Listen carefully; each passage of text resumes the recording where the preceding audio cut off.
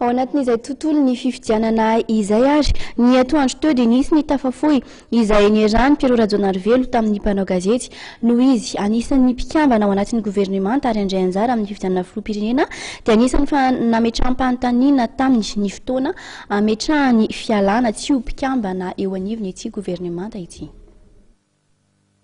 Melohan'ny 420 volana May feptaona farany voatondro lalàna metrahandreo mpikambana ao anatin'ny androm-panjakana tetezamita no hiala tsy ho ministra ny raharaham-bahiny Andriamatoa Pierrot Rajaonarivelo. Io no nambaran'ny filohan'ny MDM ary nanontany mpanao gazety momba ny fotoana metrahan'ny fialana tsy ho mpikambana ny gouvernemanta ny tenany taoriana naterana ny antota taratasy filatsahana hovidiana ho filoham-pirenena. Ny amin'io moa dia mazava tsara ny tondrozotra dia milaza hoe 10 andro mialohan'ny datin'ny fifidianana tokony ialana.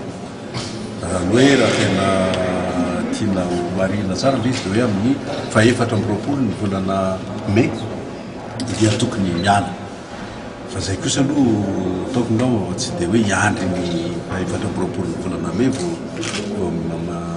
mametra-pialana.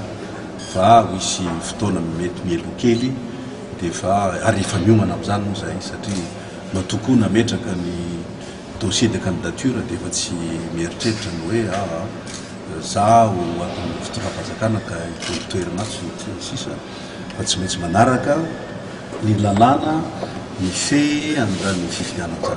Momba ny fivoriana izay amorian'ny FFKM ny politika samihafa eto amin'ny firenena dia laza mitarika ny MDM fa manohana ny hetsika ataon'ny FFKM izy ireo ary andray anjara feno amin'ny dinika rehetra. Saingy no mariana Andriamatoa Pierrot Rajaonarivelo fa tsy tokony hanelingelina amin'ny fifidianana amin'ny fehi-kevitra raisiny mandritra ny fivoriana karakarain'ny FFKM. Izay MDM aloha dia ongenongeny amin'izay tany rehetra lehibe dia mitandro izany atao hoe fihavana. Ary raha ohatra ka io famorian'olona izay ataon'ny FFKM amin'ny 29 volana ity dia anamafy an'izay resaka fihavana izay sy ilaza koa ny fametrahana izany atao hoe etika eo amin'ny fifidianana izay tranga izay dia tena hifarimbona ary tena ndray anjara mavitrika mihitsy aza raha izay ny tena tanjona. Fa raha kosa hoe